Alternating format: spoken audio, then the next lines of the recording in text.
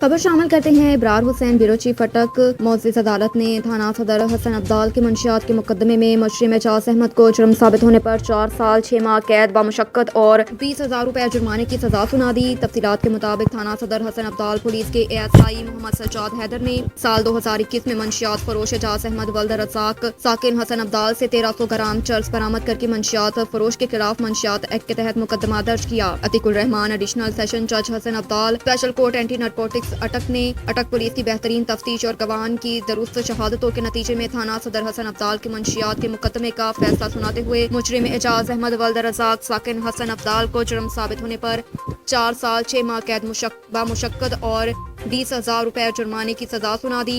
अटक पुलिस मुल्ज़िमान की गिरफ्तारी के साथ साथ बेहतरीन तफ्तीश पर फोकस करके जराइम के सदेबाब की हिकमत अमली पर अमल पैरा है।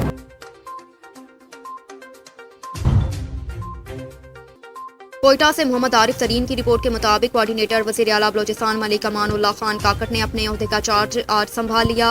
उन्हें कोऑर्डिनेटर की कुर्सी पर BAP के सूबाई जनरल सेक्रेटरी सीनियर सूबाई वजीर मनसूबाबंदी तरक्कियात हाजी नूर मोहम्मद खान दमन ने कोऑर्डिनेटर की कुर्सी पर बिठाया। इस मौके पर सूबाई वज़रा सूबाई वजीर लाइफ स्टॉक हाजी मीर अकबर अस्कानी, सूबाई वजीर तलीम मीर नसीबुल्लाह खान मरी, सेनेटर नसीबुल्लाह खान बाज़ई भी मौजूद थे। सीनियर सूबाई वजीर हाजी नूर मोहम्मद खान दमन ने मलिक अमानुल्लाह काकड़ को वज़ीर आला का कोऑर्डिनेटर बनने और चार्ज संभालने पर मुबारकबाद दी और उन्हें भी पहनाया। डेरा इस्माइल खान से असद अब्बास की रिपोर्ट के मुताबिक PTCL पेंशनर्स मुलाजमीन अपने ही महकमे के खिलाफ सरापा एहतजाज। 40,000 पेंशनर्स बशमूल इंसानिया जिनमें 11,000 बेवाओं के हकूक गस्ब किए जा रहे हैं। डेरा इस्माइल खान के साबिक PTCL मुलाजमीन अपने महकमे से नालां होकर सड़कों पर एहतजाज रिकॉर्ड करवाने निकल आए। डेरा प्रेस क्लब के सामने दर्जनों रिटायर्ड मुलाजमीन का अपने हकूक के लिए शदीद एहतजाजी मुजाहरा। मुख्तार बलोच की क़यादत में पेंशनर्स ने अपने महकमे की मैनेजमेंट के खिलाफ खूब नारेबाजी की। शुरा ने बैनर और खुतबे उठा रखे थे जिन पर मुतालबात दर्ज थे। इस मौके पर मुजाहिरीन का कहना था कि हमारे हकूक गस्ब किए जा रहे हैं।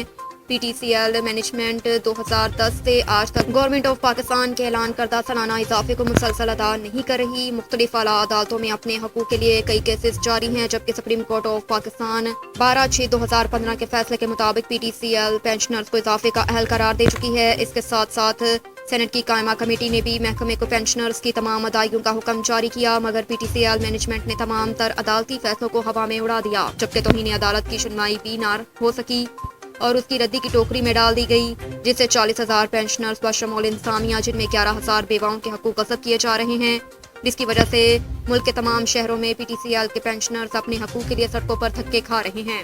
मुकर्रीन का कहना था कि अगर हुकूमत वक्त और आला हुकाम ने हमारे मुतालबात पूरे ना किए तो हम इस्लामाबाद का रुख करेंगे और सुप्रीम कोर्ट के सामने धरना देंगे।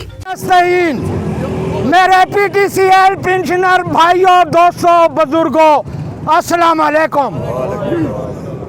ये PTCL पेंशनरों की जौन सी तारीख है, ये जनरल मुशर्रफ अपनी तकरीबात में कई दफ़ा इजहार कर चुके हैं कि PTCL एक मुनाफा बख्श इदारा है जिसकी कमाई से हम जौन से है IMF को और दिफा में लगाते हैं। आज उस PTCL के पेंशनर दर बदर जलील और ख्वार अपने हकूक के लिए बाजारों में, प्रेस क्लब के सामने धरने दिए आए रोज देते हैं और 10 साल का पीरियड हो चुका है।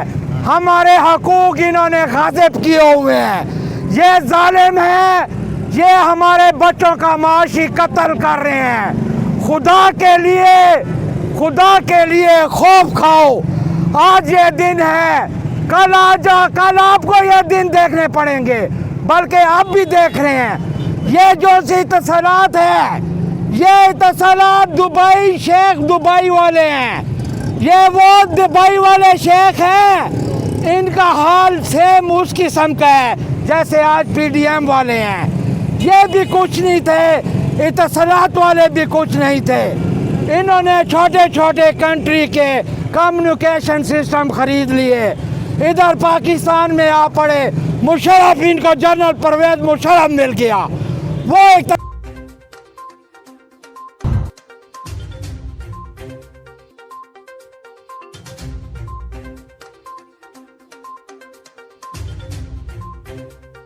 ڈیرہ اسماعیل خان سے بیورو چیف اسد عباس کی رپورٹ کے مطابق قائم مقام گورنر خیبر پختونخوا مشتاق احمد غنی نے کہا کہ ہم مارشل لا نہیں جمہوریت چاہتے ہیں۔ امپورٹڈ حکومت ملکی مسائل کی ذمہ دار ہے۔ جو اتحادی حکومت صوبے کے گورنر پر اتفاق نہیں رکھتے وہ آرمی چیف پر کیسے اتفاق کریں گے۔ قائم مقام گورنر خیبر پختونخوا مشتاق احمد غنی نے کہا کہ صوبہ خیبر پختونخوا میں دہشت گردی، بد امنی، معاشی اور سماجی مسائل سابق حکمرانوں کے پیدا کرتا ہے۔ صوبائی حکومت دہشت گردی کے خلاف اقدامات کر رہی ہے۔